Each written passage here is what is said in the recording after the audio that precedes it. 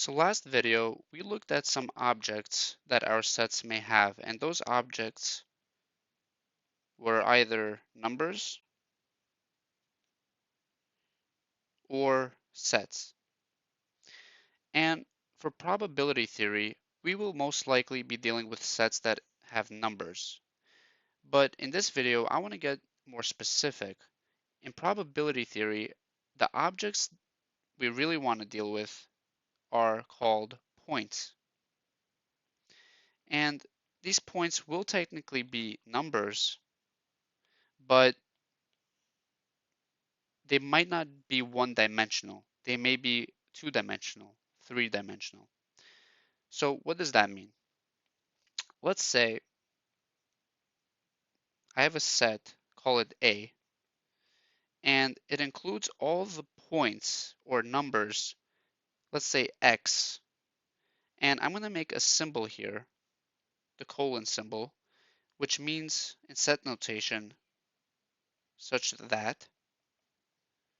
So such that is a way to let us know what will the set A contain depending on X.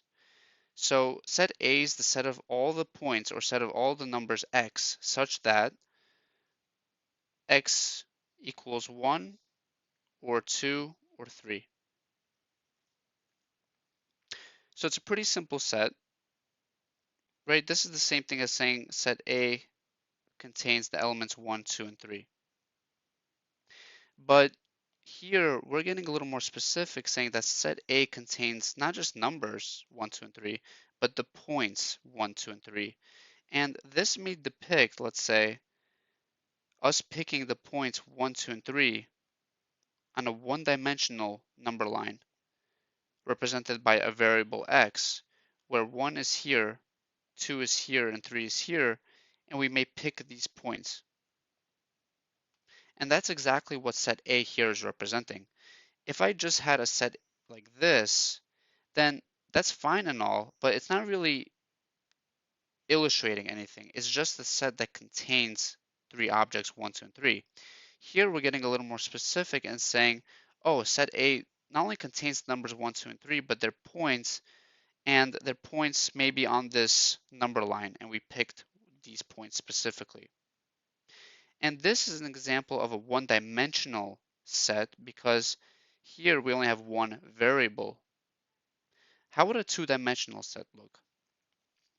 So let's say I had a set B, and I want set B, before we even outline what the set looks like, I want set B to be all the points, x comma y on the unit square. Okay, so all the points x, y on the unit square. So first of all, what is a unit square? If we draw the xy plane, and only focusing on the first quadrant here, so this is the x-axis and this is the y-axis, and let's say this is our origin, then the unit square will have a length of 1. So the endpoint here will be 1, and the endpoint here will be 1. So all the points on the unit square will be all the points within the square and on the border of the square. Okay, so that's infinitely many points, right? You could fill in an infinite amount of points within the square and on the borders. So the only way to depict all these points is by using interval notation. So this is how set B will look. So it's a two-dimensional set, which means it will have the point x comma y, which is 2 dimensions because we have 2 variables now versus the 1 variable we had for A. So it's a two-dimensional set of all the ordered pairs x, y, such that, so this is where our description comes. It's all the points on the unit square. So let's focus on the x first. We need x to span from 0 to 1 because that will cover all the points horizontally here, right? So that's all the points horizontally going this way from x equals 0 to 1. And we want to include 0 and 1 because we're counting the points on the border of the square. So in interval notation, that will look like this. So x is between 0 and 1, including 0 and including 1. And the last thing we have to deal with is the y-axis. Well, the y-axis is also going to span from 0 to 1, and that's going to cover the points going vertically. And as you can see, if we were to pick any point xy, so let me write this down. If we were to pick any point xy, let's say I picked this point, then you can see how this interval captures this point because we were able to capture it the x way going horizontally, and then we get it the y side because we're going horizontally and vertically, and that captures the point in the cross section. And this interval makes sure we don't capture just one point, but we capture every single point in the square and on the border. So this is set B. This is a two-dimensional set, and this is unique to the description that we wanted. It's all the points on the unit square. In probability theory, we'll actually be dealing a lot with two-dimensional sets, so it's very important that we discuss it now. And we will also be dealing with not just two-dimensional sets, but three-dimensional sets, and going even more generalized, we might be dealing with a, a set that's n-dimensional. So a set that's n-dimensional, let's call it set C, is a set that has the point x1, where 1 is a subscript for x representing the first point in my ordered pair, or the first value, I should say, in my ordered pair, or first number. And then we'll have our x2, and then if we continue up until the last value in our ordered pair, we're going to have a subscript of n here. So this ordered pair is an n-dimensional point, which makes set C an n-dimensional set. And just as an example here, let's say for each of these values is going to be a value between 0, not including 0, and I'll put a subscript I here, which we'll get to in a second. It's going to be a value xi between 0 and, let's say, up to infinity. So where I equals 1, 2, going up to n. So as you can see, our set notation has gotten a bit more complex than we first started. And the reason it's getting more complex is because when we're dealing with points instead of single valued numbers, our description has to be more specific because we have to describe not only each value, um, but also the span of each value, which is this interval. So here I'm saying that every value of x for I equals 1, 2, 3, all the way up to n is going to be a value between 0 and infinity. In set B, we could list out a few elements that might be in set, that not might be, but that are in set B based on this description. So off the bat, I already know that, for example, the point 0, comma 0 is an element in set B.